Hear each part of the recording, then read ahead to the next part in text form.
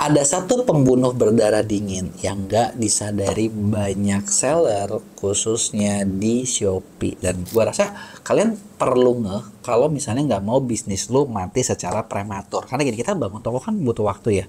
Bangun toko butuh waktu, bangun reputasi butuh waktu gitu kan.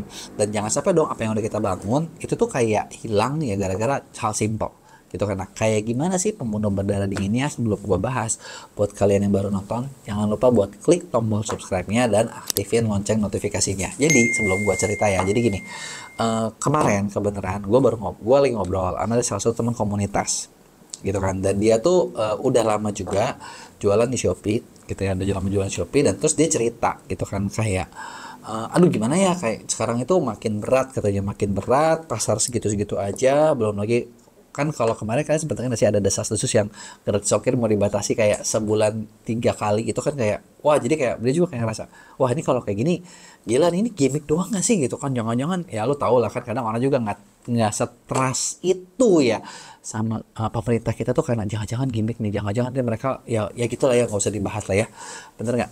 Nah, itu kayak gitu dia cerita udah gitu. Terus udah gitu ketika dia bilang, dia ketika ngobrol dia tuh kebetulan punya bisnis brand sendiri, dan gue itu langsung bilang kalau lu punya brand sendiri, kata gue tuh, dia tuh nanya ada nggak sih cara boostingan. Gue pernah dengar nih kayaknya ada boostingan dari dalam versi ordal, ada kayak yang dilakuin biar trafficnya lebih tinggi gitu kan.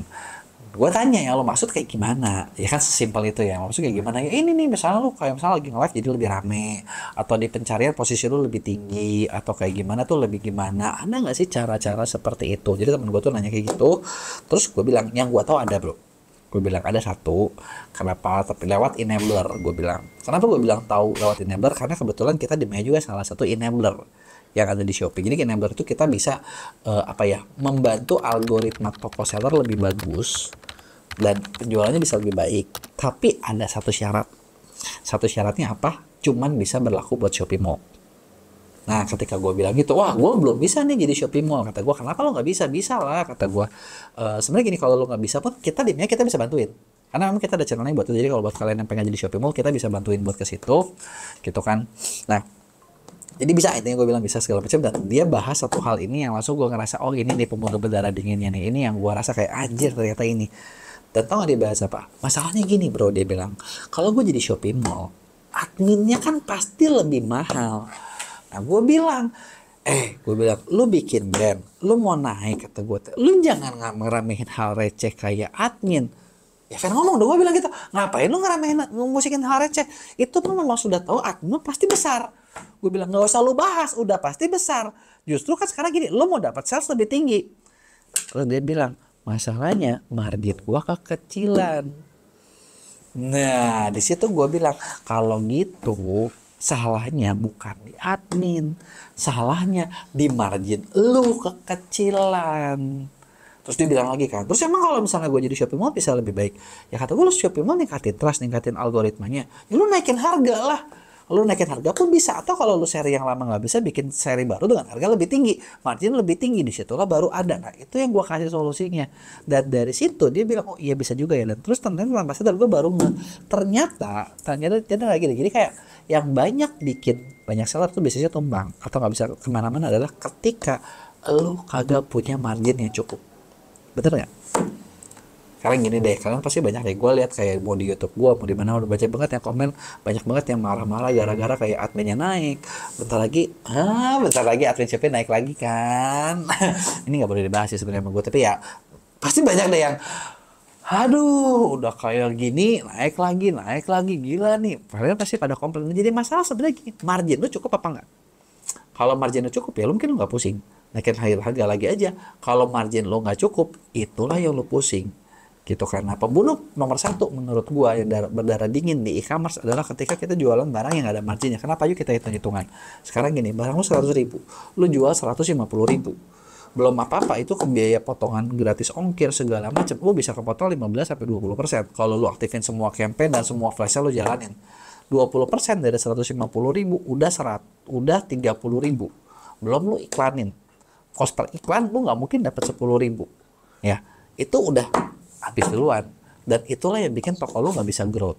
Nah pertanyaannya, mungkin banyak di antara seller yang bakal bilang, tapi kan harusnya kan jangan gini, tapi kan semua platform kan harusnya saling menguntungkan segala macam. Bentar dulu, kalau misalnya fair ngomong ya, kalau yang gue lihat ya, platform harus saling menguntungkan menurut gue sih, itu gue bukan dibayar sama Shopee sih tentang bahas kayak gini ya, tapi maksud gue, menurut gue balik lagi ke gimana strategi platformnya sendiri. Contoh misalnya kalau gue bikin platform ya, kalau gue bikin platform ya, gue belum bikin platform nih, atau perlu nggak kalau menurut kalian gue bikin platform buat bantu jualan? Kasih tau dong di komen. Kalau mau dibikinin, kira-kira berapa nih admin yang masuk akal? Kalau di bawah 5% kalian tertarik nggak? Ini gue pengen tahu aja ya, tapi boleh tulis di komen ya. Nah, kalau gue bikin platform, ibaratnya kan platform tersebut kan pasti pengen punya target dong. Mungkin menurut gue gini, targetnya adalah dia mau bantuin siapa? Yang namanya perusahaan semua juga pasti ujung-ujungnya cari profit. Nah, ketika cari profit, nah dia mau cari mana nih market itu? Kalau menurut gua, karena ada segmentasinya kan. Ada misalnya kayak multinational company, perusahaan-perusahaan besar, mungkin yang ya lu udah tau lah kayak gede-gede banget gitu kan, yang mungkin udah dicabangnya di mana-mana, produknya juga pasti udah di mana-mana ada, di supermarket ada, segala macam ada. Itu ada level pertama. Ada national company, mungkin yang mungkin lebih kecil, tapi di nasional dia kuat produk. Ada juga mungkin yang kayak UMKM yang udah mulai kuat gitu ya, belum jadi national company tapi dia udah besar gitu ya. Nah, ada lagi level tiering yang mungkin misalnya UMKM-nya lebih kecil, ada lagi nanti di seller pemula. Nah, kan maksud gue, kalau gue jadi platform, gue pasti bakal milih dong, gue mau target market di mana. Kalau di awal, mungkin menurut gue wajar kalau setiap platform pengen nyoba mendapatin semuanya. Tapi setelah dia dapat, dia lihat dong, oke, gue dari sini dapat berapa, dari sini cuan berapa, dari sini berapa, dari sini berapa, untung ruginya berapa, dan dari situ dia pasti bakal gitu dong, oke, profit gua dapatnya dari sini. Kalau misalnya di sini gua kasih subsidi ini itu, naikin admin 1-2%, si ini kabur apa enggak? Si ini kabur apa enggak? Nah, pasti kan dia ngeliat tuh omset tuh ya. Dan ujung-ujungnya yang memang dicari pasti adalah profit gitu kan. Nah, kalau misalnya satu platform itu naikin komisi target terus, admin terus, mungkin menurut mereka adalah yang mereka pengen fokusin adalah brand-brand owner besar yang pengen yang brand-brand owner besar yang mungkin udah punya pasar luas, dan dia pun punya margin cukup tinggi. Jadi ketika dikasih segitu, win-win, sama-sama untung, dikasih servis ini itu, perusahaannya untung, sellernya untung. Nah, terus pertanyaannya, gimana kalau misalnya ternyata ketika kalian jadi seller, loh kalau gitu gue maksudnya gue bukan target mereka dong. Ya bisa jadi memang mungkin seperti itu. Gitu, karena mungkin buat mereka berarti kayak, oh ya udahlah, kalau lu nggak bisa ngasih ngikutin harga gue, berarti mungkin kan lu profit lu kurang. Kalau kenapa lo nggak bisa naikin harga? Oh, lu bersaing sama orang, dan lu yang jadinya kalah, dan mereka mungkin lebih banyak memfokuskan ke yang produsennya sendiri gitu, dibandingin dengan resellerannya, dibandingin dan mungkin distributornya, dibandingin dengan yang mana. Dan kalau misalnya kayak gitu gimana? Ya menurut gue idealnya adalah kalau misalnya lu daripada pusing, ya udah, lu berarti jangan jualan di situ, cari aja di tempat lain yang mungkin untungnya lebih maksimal gitu loh, atau profitnya lebih maksimal. Makanya tadi gue sempat tanya nih, kalau gue mau bikin mau nggak nih? Tapi maksud gue adalah poinnya seperti itu. Jadi pilihannya adalah apakah kalian bisa ngikutin atau kalian nggak bisa ngikutin ya. Kalau kalian nggak bisa ngikutin, ibarat gini aja menurut gue ya, mungkin lebih kayak gini. Kalau Jepang jualan offline kan kayak semua orang juga pasti pengen dong punya tempat di pasar-pasar utama, bener nggak? Bener ya. Kalau misalnya kalau kayak di mana tuh, kalau kayak di Jakarta mungkin kalau buat tekstil segala macam Tanah Abang, bener nggak?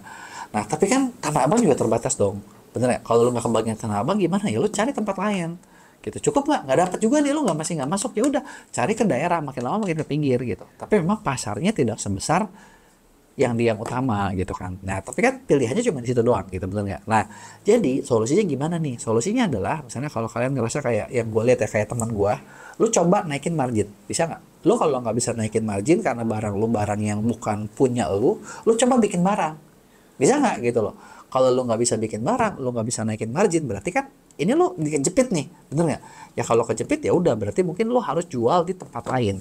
Tapi kalau lu masih bisa, ya lu berarti cobalah bikin value yang laku buat orang gitu. Tapi kalau buat produsen sih gue rasa ini masih cukup aman sih, tapi gue nggak tahu. Jadi gue pengen tahu nih, kalau dari kalian, dengan margin ini lu setuju nggak sih? Kayaknya margin itu yang hancurin bisnis lu gitu. Ketika lu kurang, lu pasti bakal kayak gitu, dan lu pasti bakal selalu ribut sama admin. Dan masalahnya kalau menurut gue ya, bukan menurut gue sih, ini terawangan gue, tapi mudah-mudahan terawangan gue nggak terjadi, karena kalau terjadi ya serem juga gitu ya. Terawangan gue gini, tau gak? Lu tau gak sih kayak biaya e-commerce Indonesia itu dibilangin kalau lu ngomong mahal, belum semahal US. Amerika itu untuk beberapa kategori produk di Amazon itu gue sempet cek itu dia HP ngenain admin itu sampai 47% untuk biaya akuisisinya. Jadi artinya ya gila banget ya, kita jual 100.000 dipotongnya 47.000 gitu kan. Nah gue nggak tahu nih apakah setiap platform e-commerce itu menargetkan ke sana, karena Amazon pernah terbukti jadi salah satu e-commerce terbaik nomor satu kan, bener nggak? Omsetnya paling gede di Jeff Bezos kan, jadi orang paling kaya nih. Gimana kagak kaya, lu lihat potongannya segitu gede gitu kan. Memang nggak semua kategori produk ya, tapi kalau lu cari di Amazon itu lu cek admin itu tinggi-tinggi juga. Apakah lu pasti laku? Ya nggak tahu juga gitu kan. Tapi kalau misalnya itu terjadi kan mengerikan, bener nggak? Mengerikan banget. Nah makanya gue mau tahu pendapat kalian, lu tulis di komen. Jangan lupa buat like dan share video ini buat teman-teman yang lain.